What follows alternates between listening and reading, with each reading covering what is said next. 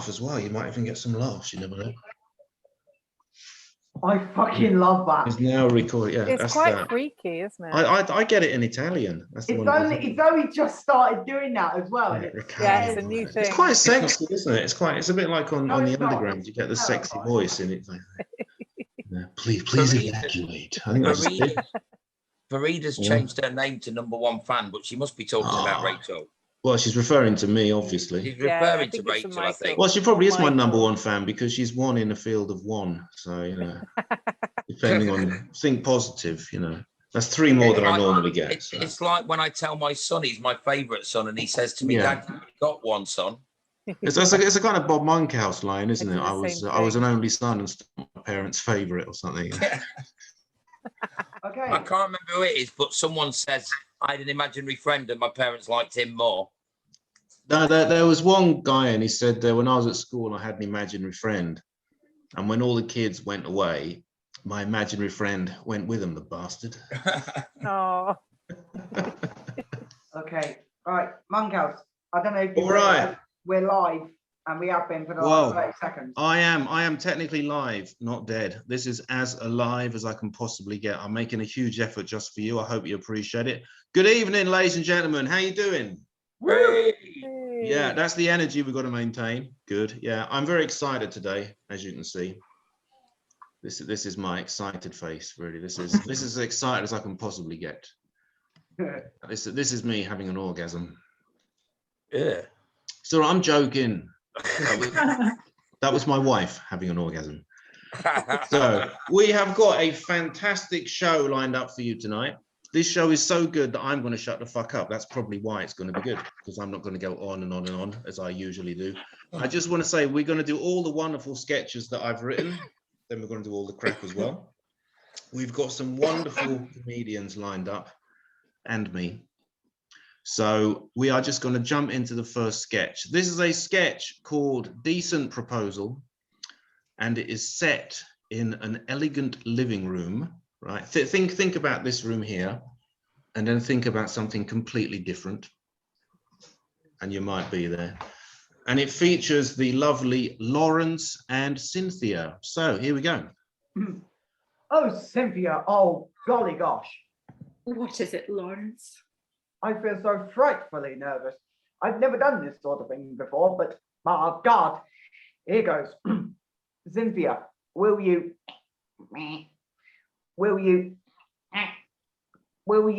divorce me? I've waited so long for this moment. Of Truly? course I will. Truly? Truly. Mama will be overjoyed. You've just made me the happiest man in Stoke. Stoke? In the world. And how do you feel about children? You can take the bastards. And the house? It's yours too. Come, let us make a post-nuptial agreement. You agree to piss off forever. I shall piss off and spend every night getting shit-faced in the pub and wake up the next morning wazzling myself silly over MTV. And I shall slag you off to my friends in the gym and tell them you're an ugly, impotent, half-assed son of a bitch. My darling Cynthia. Oh, my sweet Lawrence. Wonderful stuff there. Thank you so much. That was Lubna and Kym getting the show started in a wonderful way. Yeah, I love the reference to MTV. I'm a big fan of pop music, you know.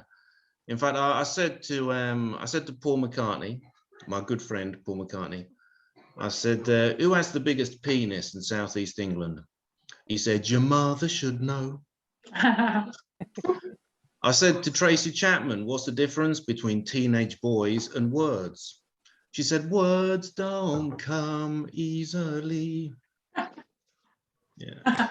People say to me, Michael, you can't love the Spice Girls and hate One Direction because they're exactly the same. And it's true, they are the same. Spice Girls, One Direction, I'm watching 5 Pussies. And I clean that one up. Because I can't say cunt. We're going to keep this a clean show. I would never say a word like cunt. That's a horrible word. So moving on now, we have a scene set in a police station. All right. somewhere that I haven't been for about 3 or 4 hours now. And it features, since the incident, which we're not going to talk about. And this features Colin as a policeman. Kym is back as a young reprobate, which I think is Rick Mayall's favorite line, young reprobate. And of course, the lovely Rachael towards the end as a sergeant. So take it away, guys. So, you understand why you're here? Yeah, the Mill Street robbery. But it wasn't me, right? And when you... All in good time. First, some questions. Full name. Derek Arthur Horner, Address. 17 Murphy Crescent, Maidstone, Kent, Age. 28. What is your favourite colour? Blue. What is your favourite animal? Look, is this really necessary? I'll decide that, sir. What is your favourite animal? Dog. Didn't hurt, did it? Now, what's your favourite Spice Girl? Oh, for God's sake. What is your favourite Spice Girl, please? Baby Spice. Can't say I approve, but it's a free country, sir. Now, if you can tell me, what's the capital of France? Paris.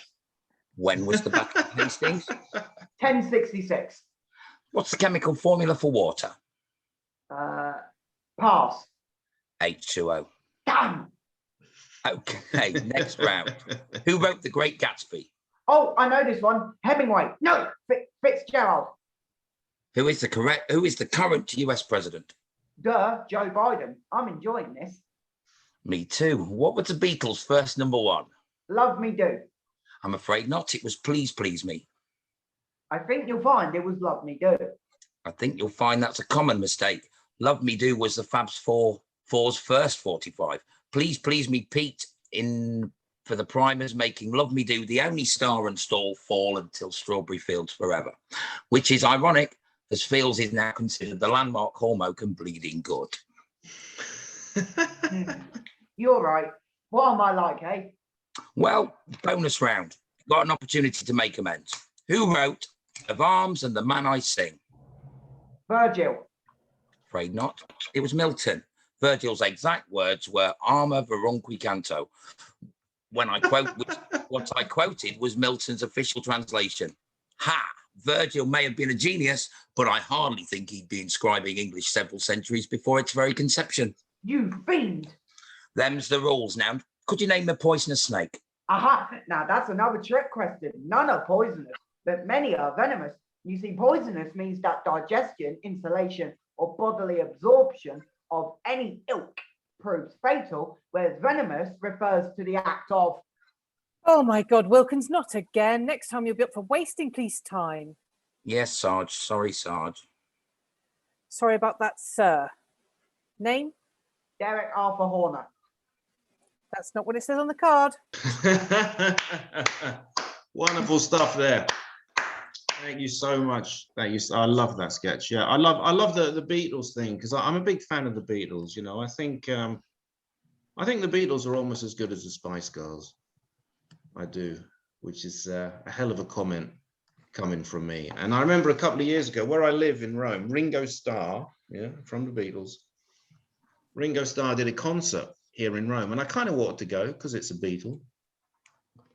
But then I thought, at this point in life, it's probably better to die without having seen any Beatle, as opposed to just Ringo. You know, and I just imagine my great-grandchildren sitting on my knee, not in a priest sense, just, I just imagine them sitting there, listening to Sergeant Pepper going, "Oh my God, this is awesome." And I go, "Oh yeah. And I've seen one of them live, yeah.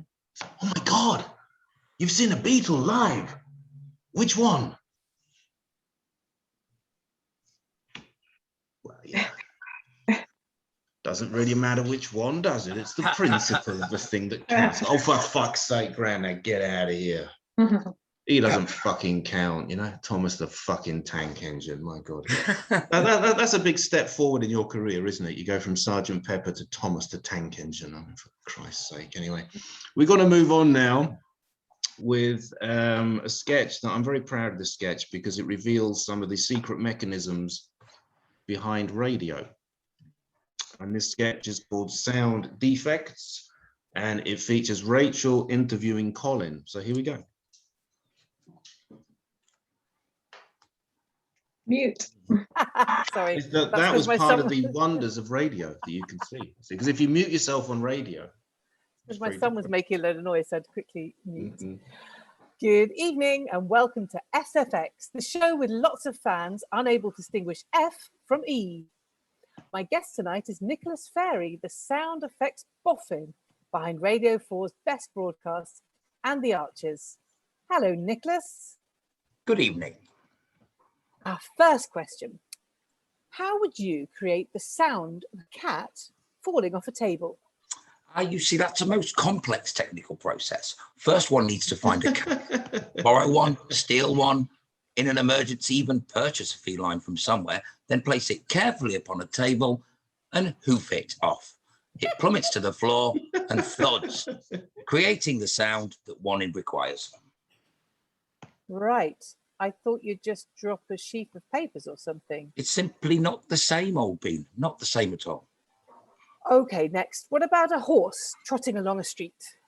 Well, this is a more complicated affair due to the sad scarcity of our equine friends. In these cases, I locate such a beast, try a farm or a stable. On one occasion, I even obtained a carcass from a local butcher, performed the kiss of life thereon. I then attached it to a rein, paced it from down the studio, leading the old thing along, thus creating the sound that was required. Why not just bang two coconut shells together, make a clippity-cloppity kind of noise? With all due respect, young lady, I'd look a right nincompoop, wouldn't I, bashing away with bits of nuts like some kind of Hawaiian maniac? It's radio. No one will see. Oh, yeah. So, finally, how would you... Oh, God. How would you do an eclipse? Well, that is the trickiest fellow of all these phenomena, as they only occur once in a blue moon. Just a little joke. But I would wait patiently, professionally, until such an event did occur, and then I would... Jeez. You could just have somebody say, look, there's an eclipse. I'm awfully sorry, old chap, but doesn't that smack of lazy writing? You just say, look, there's a man eating an omelette. Look, there's someone climbing over a gate. Look, there's a mongoose pacing a tree. All right, but you could have some dramatic music. I think you'll find, Einstein, eclipses are a relatively silent shenanigans. It's been scientifically proven that no music arises on the appearance of... Right, that's it. How did you do that? Wonderful. Thank you so much, Rachael and Colin. Wonderful stuff there. No, because I love radio. I grew up with radio. I did. Yeah.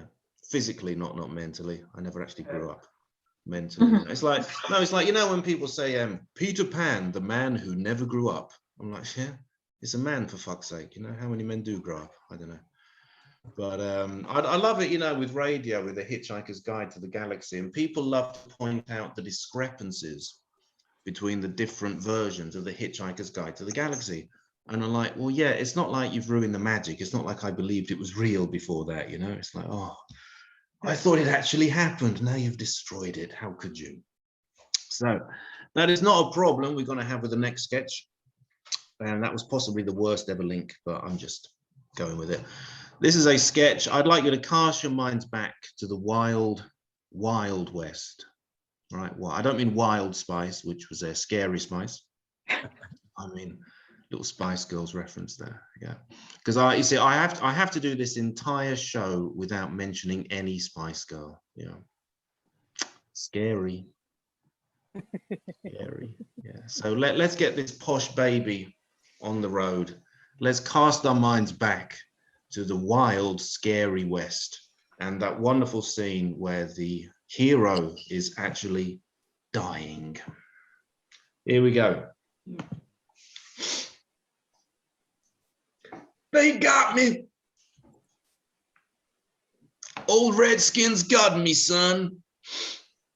Guess I'm not long for this world. Oh, Pa. But before I go, Tell your ma I loves her deeply. And one day we shall meet again. And tell your grandfolks not to misses me so, just to love and cherish you and your sister. Yes, yes. And tell your sister I don't mind. She wouldn't let me take them photographs of her and the nutty. I respect her decision. I just thought she looked kind of cute in her swimsuit and wanted to take it to the next level artistically. Don't make me no pedo nor nothing. Yeah. And tell your cousin Luke I forgive him for copying my algorithm homework in Miss Starnan's mathematics class. And when she said, how come you boys got the same result? He lied. That son of a bitch lied and said that I'd copied him. So I had to stay behind and put all the chairs upon the desks while he was at home watching all those Desperate Housewives reruns. And he wouldn't even tell me who'd been stalking Susan in the 3rd season. And he knew that I fancied Susan ever since she was in that series in the ABC network. What was it? Oh yeah, Superman. Love that show. Oh yeah. If you ever meet Paul McCartney, you tell that dude from me that the Wings Wildlife album ain't nowhere near as crud as the critics insisted. I reckon some folks is just jealous of Macca's money, fame, and success. There's some mighty fine tunes on that album. And I actually respect Macca's decision to return to a kind of basic, almost punk rock ethic, instead of slavishly emulating Phil Spector's wall of sound technique, which Paul quite reasonably believed had submerged rather than enhanced the expressive power of the Long and Winding Road, which fans like myself finally got to hear on 2003's Let It Be Naked, personally supervised by Paul himself at London's legendary Abbey Road Studios. Good on you, Macca. You'll always be my favorite Beatle. Don't you listen to them whingers. Hey, I was just thinking, Let It Be Naked. Naked, bit like your sister. It's getting late. Oh yeah. If you ever meet Jerry Halliwell from the Spice Girls, I want you to clear this thing up. You see, I wrote a fan letter to Jerry saying that I loved her, and there was a terrible mix-up that the letter got delivered to Emma, Baby Spice, okay? You see, what happened was this. When the tabloids, there wasn't much internet-y thingy, and when the tabloids was talking about Baby Spice, I thought they meant Emma, so I thought they meant Jerry, because Jerry's like a babe. She's got like the boobs and the ass, you know? And so, unfortunately, the letter pledging my love to Jerry got delivered to Emma by mistake, and I've been kind of worried about that ever since. So if you ever see her, kind of make it up for her. Thanks. Have you finished? Oh, I think your girlfriend smells of shit.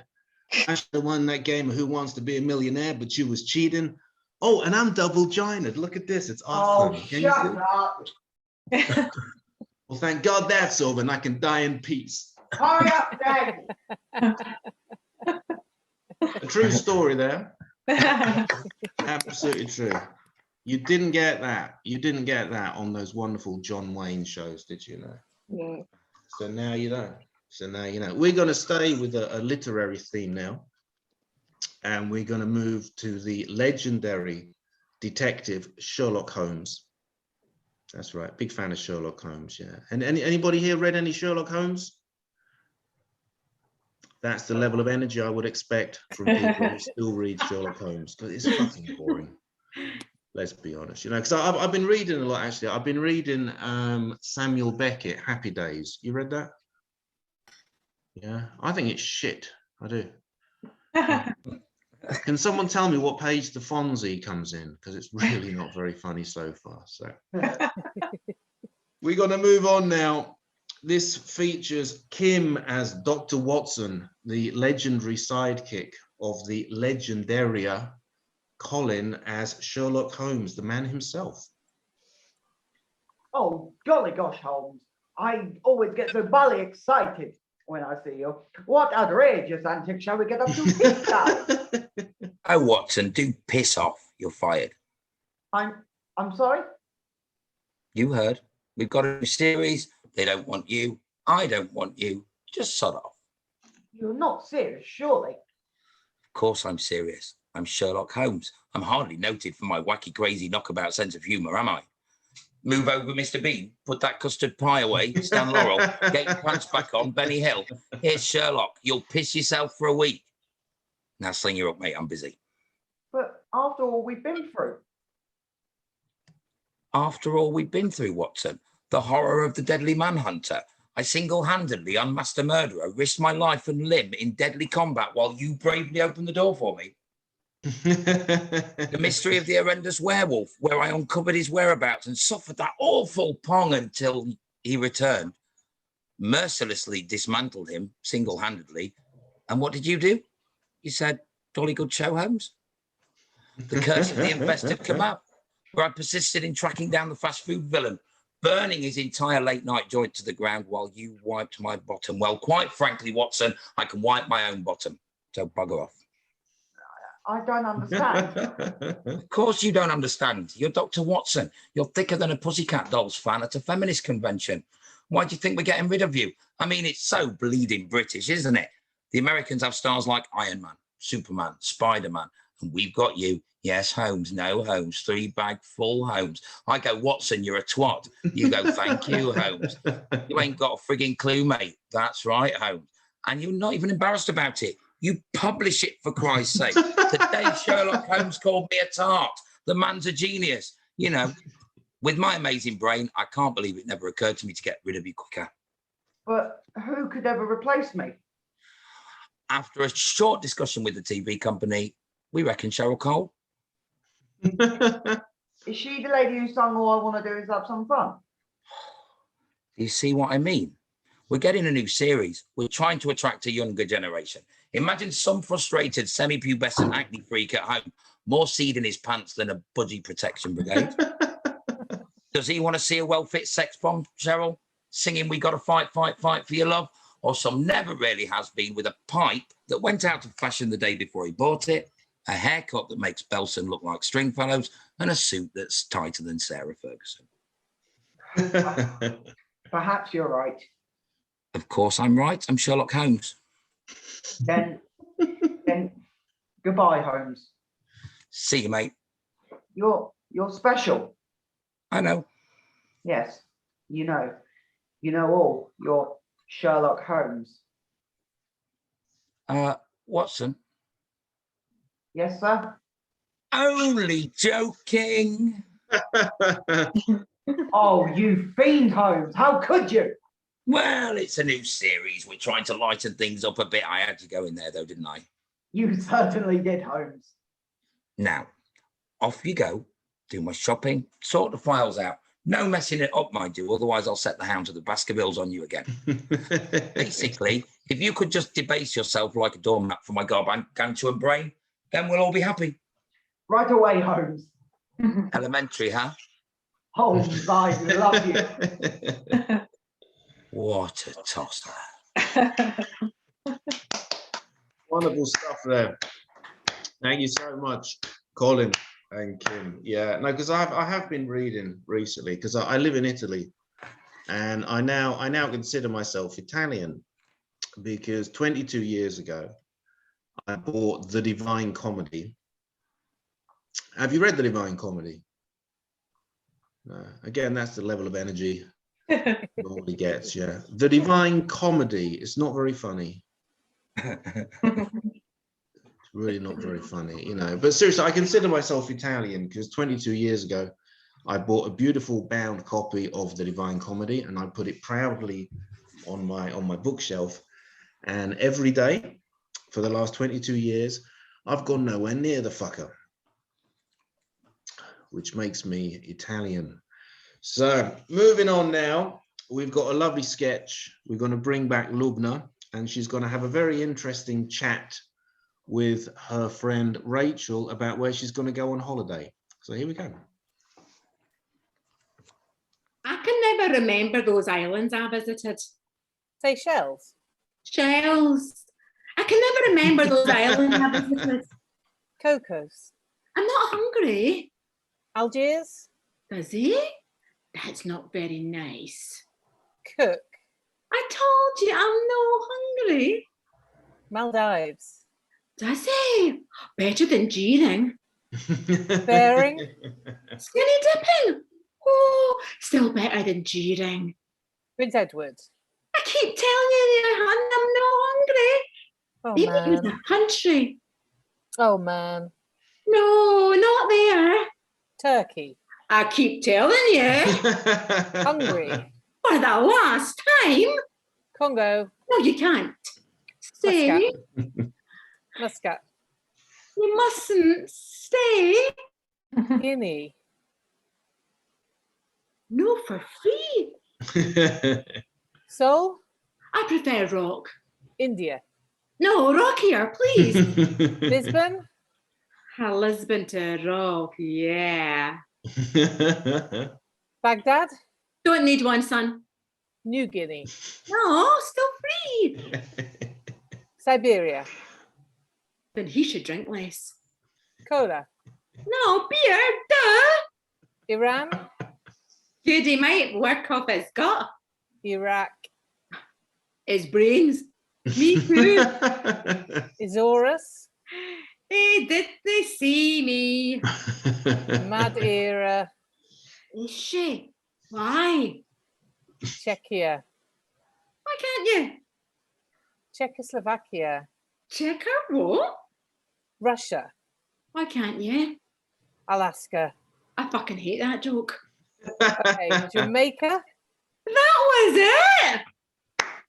Wonderful.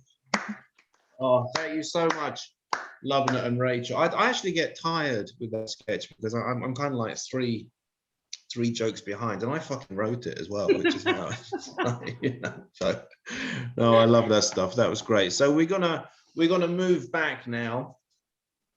We're gonna move back a couple of 1,000 years. This is a biblical sketch, right? So we're going to be very, very serious here, because it always makes me laugh. Because in Italy, where I live, there was this horrible story, absolutely true. A man, he went totally mad, and he ran into a church, and he stripped naked, and he tried to molest the children. And when they stopped him, right, he pulled out a gun and shot himself in the head. It was all in the church, right? And the funny part, no, the interesting part is that whenever you tell that story to an Italian, they always go, "Ooh, in a church." Like, that's the bit that offends you, you know? It's like, you know, molest all the kids you like in a garage, shoot yourself in the head on the bus, that's fine, but in a church, oh. In a house of God, what is wrong with you, please? Please. So speaking of this, this features the Mother of God. It is the Mother of God and her lucky husband, Joseph. So here we go.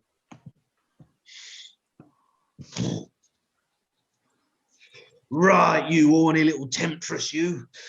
Been saving yourself up all nice and virginal for me, ain't you? Well, now's the moment I've been waiting for. Come here, you innocent little sore spot, because I'm deflowering you. Joseph, What is it, Mary? there's something I have to tell you. Let's not beat about the bush. That's what I'm planning on doing. I'm pregnant. Oh my God. Yes, that's who. I mean, Jesus. Right again. Holy fuck. So, I mean, holy shit. that's the first thing you'll do. Just can't trust women, can you? You don't understand. Oh, fan dabby dozy. I mean, that's just swell. And I don't mean my tackle. First she says she's an old slapper, and then she says I don't know nothing about the birds and the bees. Well, I may be just a simple carpenter, not one of these Ponzi students burning down houses in protest, but even so. My son will be God. Oh, typical woman, isn't it? Oh, look at my kid. I think he's God. And he thinks I'm a virgin. I reckon he'll be living with you for 30 years as well, instead of getting a proper job like me. Now cut the crap and tell me what happened. It's perfectly simple. I was conceived immaculately without any stain. Yeah.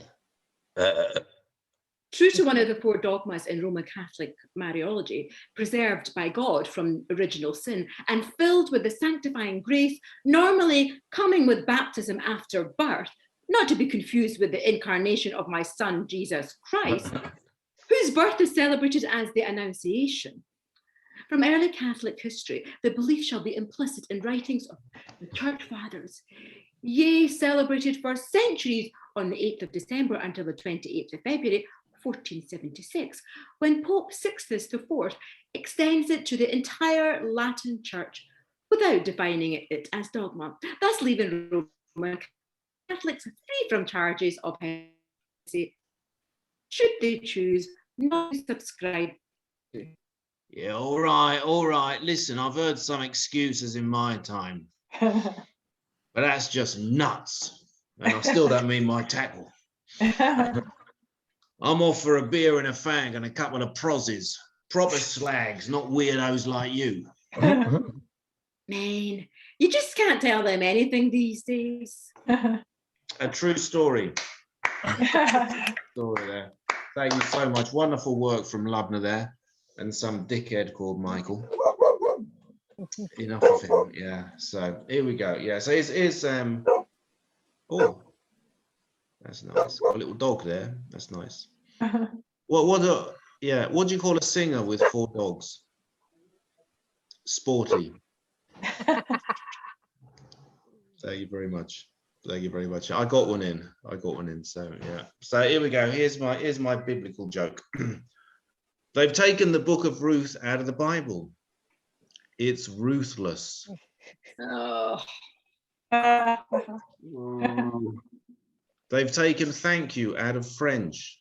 It's merciless. That's better. They've taken broken ships out of the ocean. It's reckless. Oh. They've taken One Direction out of the charts. Thank fuck for that, because they're shit. So, no, there's no joke coming. They really are a pile of shit. We're going to stay on the nativity theme now. And you might not know this, but actually Mary did give birth to a lovely child. And he had a bit of effect on history, so much so that he's celebrated by the visit of a fat old man with a big sack. And we're going to find out exactly what happened there, because Colin is going to come back as a policeman with a very interesting suspect.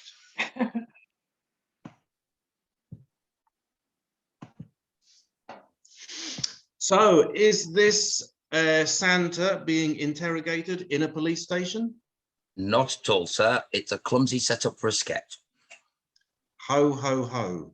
Mr. Claus, you are hereby charged that on the 24th of December, you did break into a house, drink the whiskey of the owner, and go straight into the children's bedroom. Yes, I needed to unload my sack. Unload your sack, I see. Why? Well, for the kid, I brought sweeties. Pervert. It's the tradition. That's not an excuse, sir. I am Nicholas. No pants either. I need to fill stockings. Tranny as well. Look, I had the parents' consent. That's what Michael Jackson said, sir. I'm sorry, Nicholas. There's no way anyone's getting away with kiddie diddling. Well, I'm a celebrity and it's Christmas, so I'm a man of the church. Ah, in that case, you're free to go, sir. little bit risque, yeah. Because I love that Michael Jackson stuff, you know. It's like, what did Michael Jackson do to his penis during Teletubbies? Beat it, just beat it. Because, you know, whenever you talk about that whole Michael Jackson scandal, you know, you say maybe he was kind of, you know, a bit weird with kids. And people always say, well, maybe, but he was a great dancer. So fucking what? You know, it doesn't make it right, does it? You know, molest all the kids you like as long as you do the moonwalk? No. Actually, I have to say, ladies and gentlemen, I've got a bit of a theory about the moonwalk. I think Michael Jackson only learned to do it to confuse little children. You know. What direction is he running at me from now? So, staying on the theme of music, yeah. This was it's a very lesser known English group. You probably never heard of them. They never made it big. They're known as the Beatles. And here we are with Rachael and Lubna having a little chat. I'm just finding that script. That's all right, yeah. You know, one of the funniest things I ever read was, you know, the Monkeys, that awful group, the Monkeys. And they spelt it Monkeys. It's not even a joke, it's just a stupid way to spell a name. I mean, Beatles means something because beat music, beat the competition. And I actually read, it said, the Monkeys. Note the fractured spelling echoing the name of that other famous group, the Beatles. Like, yeah, that other famous group, you know. It's like saying One Direction and that other famous group, the Rolling Stones. So, Ready. Excellent. Here we go. Yeah. Have you ever seen a famous person? Yeah, loads. Oh, sorry. You're meant to start. Sorry, I'll start. Let's try again. That's the effect the Beatles have on people. Here, Dick, you ever seen a famous person? Yeah, loads. Where? On the telly. No, you notorious nerd in reality. Well, like Big Brother. No, you frig-faced frigger. A real famous person in real life. No, never. Except maybe that bloke. What's his name? Oh, I guess he's pretty famous. Who? Dark-haired bloke. Sang in that band. Had a couple of hits ages ago. Oh, what's his name? Beatles? Yeah, I saw that Paul McCartney. Really funny. I was in the stationers buying a notebook from the old man. Did you speak to him? Since I was a kid. No, you bullet-brained dick. Paul? Well, I was buying a notebook and old Paul was giving autographs. Did you get one? Yeah, a nice shiny covered one full of lined pages. My dad loved it. No, you terminal an autograph. No, I couldn't. Nothing for him to write on. What about the notebook? It was a present. I couldn't spoil that. My dad had gone spare. You buy another one. I spent all the money on the first one. Do you have anything else to write on? In a manner of speaking, no. Anything? An old receipt? Nope. A flyer? Nope. Back of an old check? Nope. You had absolutely nothing on you.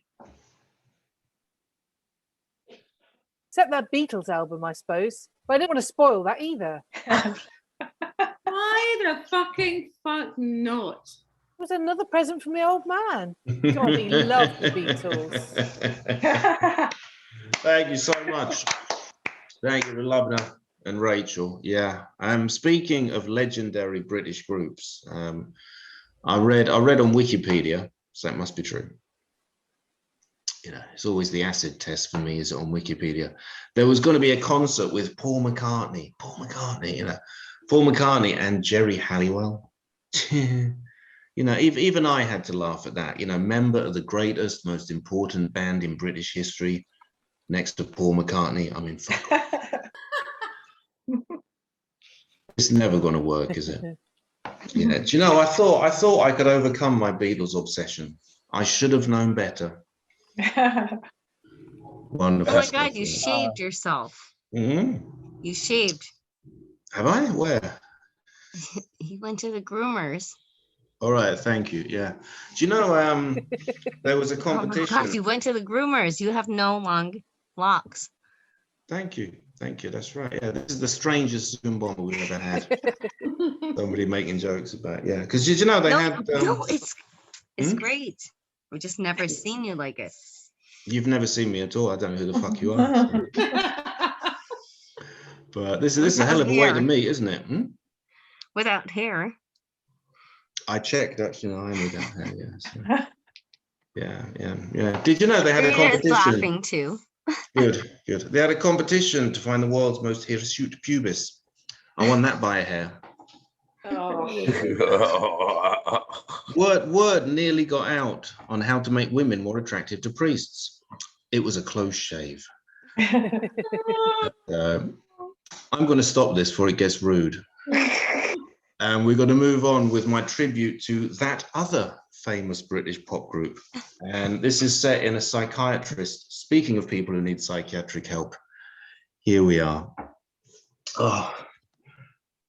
Gosh, psychiatrist, you really must aid me. I'm obsessed with the Spice Girls. I don't know where to look. Look at me. And I want it to be over, to just... Stop right now. Thank you very much. Thank you. Yes, I need to socialize with chums, maybe your mates. You've got to get with my friends. I'm not even sure I know who I am. Who do you think you are? I want to be a celebrity, like the Spice Girls. Some kind of superstar? Then I want to meet the right guy. The two of us could come together. To become one? Other times I want to shout, scream, bellow. Holla? It's getting to me, you know, it's excessive, it's over the top, it's exaggerated. Too much? I need some excitement in my existence. I need to spice up your life. It all started with my mother. Mama. Yeah, I never got to say, Mama, I love you. Mama, I care. Mama, I love you. You're my friend. Thank you. And I guarantee I'll be here next time. Say you will be there. And it's time you said, farewell, comrade. Goodbye, my friend. And is there anything else? Is there anything you actually wish for? Anything you truly desire and want to say? No. Oh, fuck. A true story there of my Spice Girls obsession. It was very cathartic writing that sketch, you know, because my obsession with the Spice Girls, what I really want is for it to stop right now. Thank you very much, because too much of one thing is bad enough. So goodbye, my friend. It's painful, isn't it? If you're going to be obsessed with a band, it could be Dire Straits, it could be Pink Floyd, that's Spice Girls. Spice Girls. Went out of fashion 20 years ago, and even then they were shit. So we're going to move on now. We're going to have a complete change of subject and mood and anything else that you might have studied in English literature. And we're going to move to an airport. And the lovely Lubna is the official, a rather zealous official, alongside Mr. Colin Etches. So here we go. Next, please. Any fluids, sir? Beg your pardon? Just a routine check before your flight, sir. Any liquids? Marvellous. I'll have a Heineken, please. Yeah. Any fluids in your sack? Take it out, sir. Produce the fluid and leave it gently on the tray. It's only hair gel, miss. On the tray, sir. On the tray. A According to official Stansted regulations, the maximum fluid intake may not exceed an overall total of 100 millilitres. Unless I'm very much mistaken, this appears to be 150. According to the regulation of Lance, I've used more than half of it. Immaterial, sir. The tube is over Stansted regulation size, and as such constitutes a hazard for your own well-being and that of others. Look, I'm in a hurry. Would you like me to squirt a bit into your tray for you? Oh, Not no. necessary. I'll just throw it away. So kind. Can I get through now? Let's not be hasty, sir. Toothpaste. I'm not really sure. Is this necessary? Pack the bag yourself, sir. Of course. Has it been unattended at any time? Has anyone given you anything to take on the flight? Or are you, or have you ever been a member of the Communist Party? I hardly see how politics is relevant. I'll be the judge of that, sir. You have no recollection. I'd be happy to search the bag for you. Look, I don't have any choice, do I? Nope. I relish the opportunity to utilize my polythene pink gloves. All right. I think there might be some toothpaste in there. I'm so pleased, sir. Dental hygiene is very important. I'll just search your bag anyway. Better safe than sorry. Ooh, what are these? Ah, I don't know. they are videos, sir.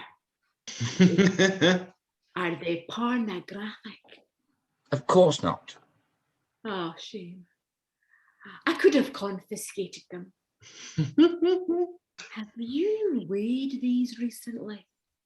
Funnily enough, miss, as I hastened to arrive here this morning, weighing my videos was pretty low on my priority list. Stansted maximum weight for home entertainment is 2.3 kilos. These come in at 2.6. That's hardly my fault, is it? You are aware of the latest technological developments, sir. It's now possible to get 5,000 features on the size of a McDonald's French fry. Frankly, I find your apathy rather disturbing in this day and age. You've got no appreciation, have you, for vintage, for fuck's sake? Sir, may I remind you, certain terms are not appropriate in Stansted. And which terms might those be? The one commencing with F and the one rhyming with runt, sir. You mean fucking cunt, miss? Please don't call me that, sir. I'm merely doing my job. I wasn't referring to you, you utter runt of a woman. Just keep the fucking things. Can I now go through? Just one moment, sir. I believe I've located another fluid in your sack. Regular little producer, aren't I? You know what? Since you're so concerned with my excess fluids, I could always wank myself off into the tray for you. Now, that was quite unnecessary, sir. Under Stansted regulations, I'm perfectly authorised to jack you off myself. We had the prostate from the anal cavity. Don't worry, I'm thorough, but humane. Quite frankly, miss, I find your suggestion utterly objectionable and a little horny. But will you please let me on the plane? I'm not sure that's in my capacity, sir. Let me through. Under Stansted For regulations. fuck's sake, let me on the plane. Why? Because I'm the fucking pilot. Lovely, sir. Have a nice flight. Next, please. Oh, wonderful stuff there. Thank you so much to Colin and Lubna. Oh God, what a sketch, eh? What a sketch. We've all been there. We've all been there. Yeah, you know. There was a little mention of toothpaste in that sketch, and that reminds me that my good friend Gillian Anderson, Yeah, from the X-Files. Yeah. Yeah, Gillian Anderson, actually, she went to the dentist for an extraction. Yes, the tooth is out there. Oh, Oh, you like it, really? Oh. Yeah. uh, You know, the saddest day of my life. It's not when I was trying to do these jokes. The saddest day of my life is when I gave blowjobs to Foghorn Leghorn. Yes, I felt down in the mouth that day. Felt down in the mouth. Yeah, yeah. To make it worse, I had diarrhea, so I got down in the dumps. Really good. Yeah.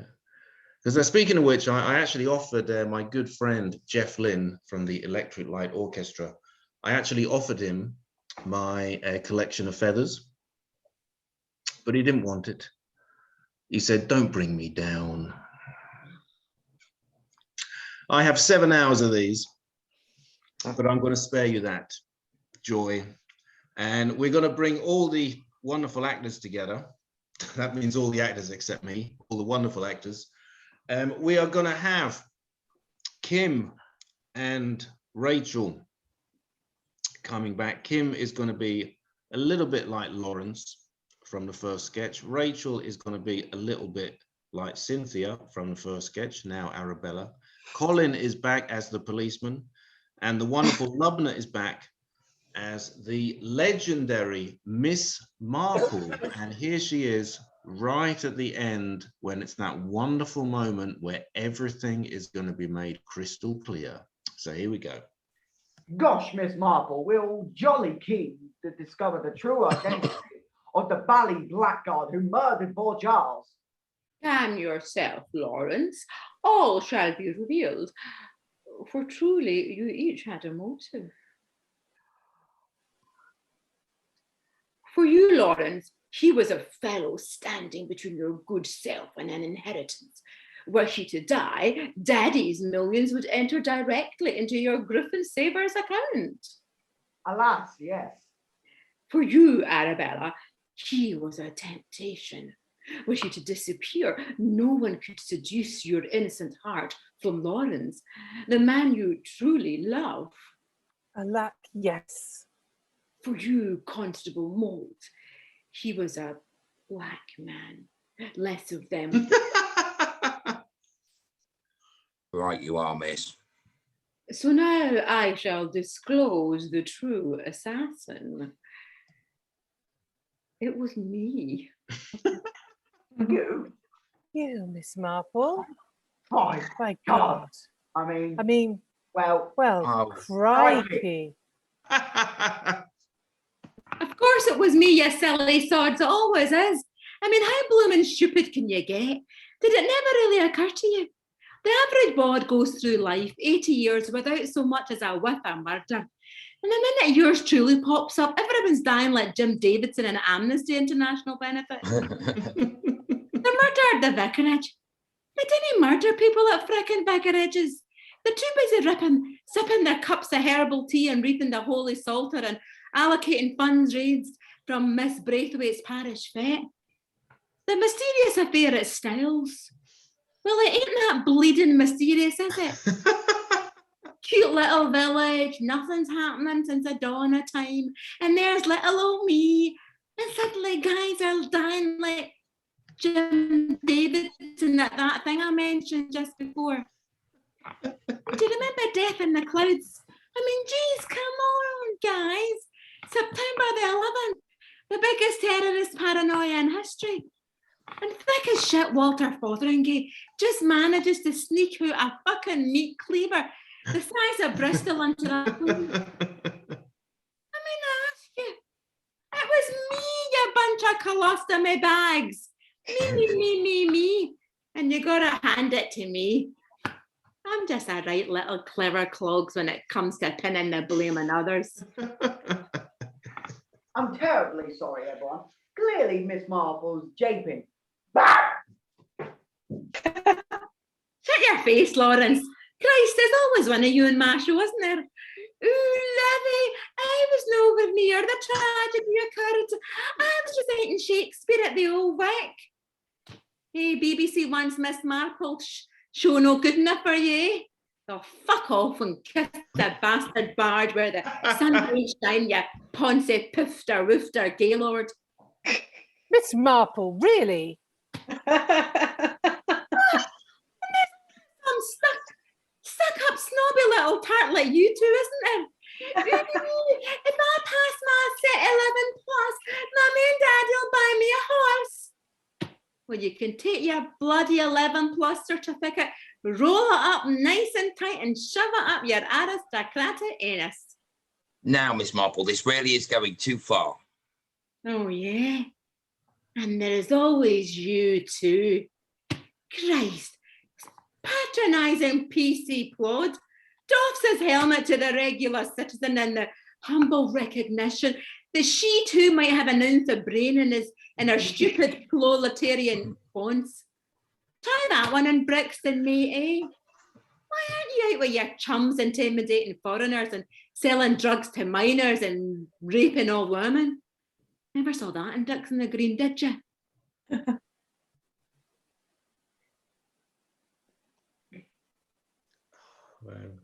Well, Wonderful stuff. I don't fucking know where we are. That was great. You just got killed, yeah. Oh shit. She just shot him. By God, I mean, Crikey. he's just died. Like Jim Davidson and that thing she just said. But Miss Marple, What? who could possibly have done such a thing? Oh my God.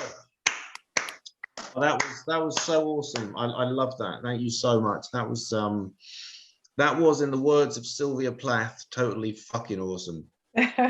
What a great one. Because I love it, like with you know, like Hercule Poirot, you know, I love it, but it always pisses me off because he's so intelligent, Hercule Poirot, but he always drops these little bits of French and like, you know, oui madame.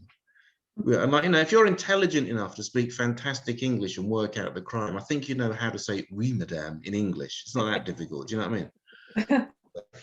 Or like there's the other bit I love in Agatha Christie where two people haven't seen each other for years, and they kind of come back together, and he recognizes the other person because he has a mannerism, right? But what annoys me, it's always a really obvious mannerism. You know, it's never something really subtle, like, you know, he sort of shakes his head or he scratches his head. It's always something really obvious, you know. It's like, so I was thinking we might. Oh my God, I recognize you now. You have that tiny little mannerism that you go like this, you know. So very, very subtle there. So anyway, I think that was a fantastic show. I had a really good time. Brilliant. And I think, Lubna, you did a really good job. And Excellent. I did say your name well. You So did. I You think, said Michael, Yeah, I don't yeah. mean to say something, but it's Lubna, Mm-hmm. right? Yeah. Absolutely. Wonderful, yeah. Sorry, I just wanted to correct. Excellent stuff. Yeah, I want a big round of applause for all the actors. You know, Colin Etches, Lubna Kerr, Rachael, Morton Young, and Kym Nash. Hey. Thank you so much for coming. Big round of applause for the audience too. There we go. You might as well give Michael a round of applause as well. Yes, he Yeah, was you're Well welcome. awesome. done, Michael. Really brilliant. Well Thank done, you. Paul. Don't Right there. exaggerate. Well done Don't for writing all exaggerate. those sketches. That's right. I got a compliment. That's 3 more than usual. So thank you very much. Cheers. All right. Right, well, That's I'm my gonna time. go now because I've got work. All right. Cheers, guys. That was great. Thanks, guys. So- Really